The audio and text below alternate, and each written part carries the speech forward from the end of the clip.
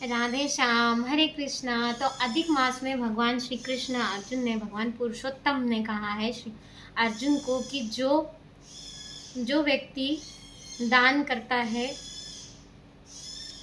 जो व्यक्ति अन्न का दान ब्राह्मण को सुपाच्य मतलब सुपात्र ब्राह्मण को दान करता है अन्न का, वो इंद्रलोक में पूजित होकर जितने अन्न के दाने हैं, कण हैं, उतने वर्षों तक वो भगवान इंद्रलोक में वास करता है। और इसके बाद कौन सा दान है? इसके बाद है सप्तधान का दान। जो सप्तधान का दान करता है किसी ब्राह्मण को, जो सुयोग्य ब्राह्मण हो, जो कुछ गलत चीज़ ना करे कि वो आप जो दान कर रहे हैं उन्हें बेच के और कुछ यूज़ करें उन पैसों से, या कोई गलत व्यक्ति को आप दे दें, किसी भी व्यक्ति को जो ज़रूरतमंद व्यक्ति है उसे दान करें। तो जो सप्त दान का दान करता है वो उतने वर्षों तक भगवान के धाम में वास करता है। जो सप्तधान का दान करता है उसके पुण्यों की तो कोई गिनती नहीं है, जो ब्राह्मण को सप्तधान का दान करता है। इसके बाद जो मिट्टी के मटके में जल भरा हुआ मिट्टी का मटका या छोटा घड़ा या इतना सा भी, जैसा भी आपके पास हो मिट्टी का घड़ा, जो जल भर के दान कर देता है ब्राह्मण को, उसको समुद्र दान करने का फल मिल जाता है। तो हमें अधिक मास में, पुरुषोत्तम मास में जल का दान जरूर करना है। अगर मिट्टी के मटके में करें तो वो ज़्यादा अच्छा है। इसके बाद हमें कौन सा दान करना है?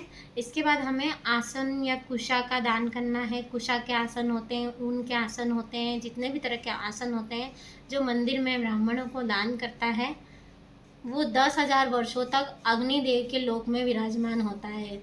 और उसके बाद क्या दान करना है? उसके बाद हमें गोदान करना है। गोदान का जो गोदान करता है सुपात्र ब्राह्मण को या ज़रूरतमंद व्यक्ति को, तो वो उससे गोदान करने के बाद वो गैया मैया का गलत यूज़ ना करें। जो गैया मैया की सेवा करे उसे ही आप दान करें।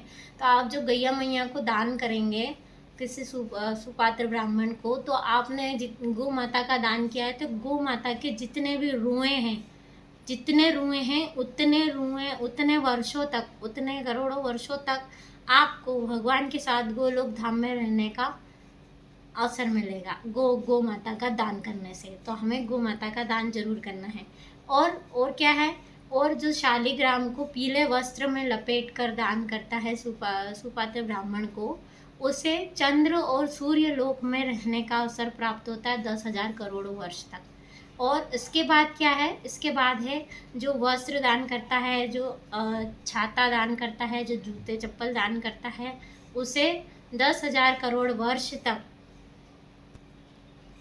उसे वरुण लोक में 10,000 वर्ष तक रहने का सौभाग्य प्राप्त होता है। और जो तिल का दान करता है, जो सफ़ेद तिल का दान करता है, जितने भले एक मुट्ठी आपने किया और एक मुट्ठी में जितने दाने होंगे उतने वर्षों तक जितने दाने हैं उतने जन्मों तक वो भगवान विष्णु के साथ, भगवान विष्णु के धाम में निवास करेगा। जो शैया का दान करता है वो भगवान के धाम गोलोक में भगवान के साथ निवास करता है। जो शैया का, जो मतलब शैया मतलब, वैसे तो शैया का मतलब ये होता है जो निवाड़ का पलंग होता है ना, निवाड़ का पलंग जो होता है, जो पहले के ज़माने में बुजुर्ग लोग बाहर बैठते थे निवाड़ का पलंग बिछाकर, वो निवाड़ के पलंग आप दान करें। अगर वो नहीं है तो आप लकड़ी का, लोहे का पलंग, कोई सा भी शैया दान करना है तो आप शैया का दान करें। और मैंने तिल्ली का दान बताया आपको। तिल्ली का दान करने से क्या होगा? जो तांबे के पात्र में, तांबे का लोटा हो, चाहे कटोरी हो, चाहे गिलास हो, उसमें घी, गाय का घी या फिर अन्न भर के दान करता है ब्राह्मण को, उसके तो मतलब उसका तो जो पुण्य है उनकी गिनती ही नहीं, गिनने में समर्थ नहीं है। ये कहा है भगवान ने अर्जुन से, युधिष्ठिर जी से और अर्जुन से। और लास्ट में क्या दान करना है हमें? जो तांबे के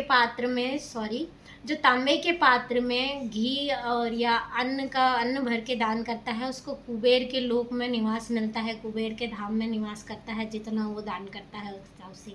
और जो भागवत जी है, मतलब जो भागवत का पूरा जो 16 स्कंद का सेट होता है, जो गीता जी है, भगवत गीता जी, या जो भी ग्रंथ है, मतलब इतने सारे हमारे ग्रंथ हैं, उन ग्रंथों का दान करता है किसी ब्राह्मण को, तो उसके तो पुण्यों की गिनने का सामर्थ्य किसी में नहीं है। भगवान ने ये अर्जुन को और युधिष्ठिर को बताया है अधिक मास में कि हमें पुरुषोत्तम मास में ये दान करने से ये मिलता है। राधे श्याम, और सारी मनोकामना पूर्ण होती है। हरे कृष्णा।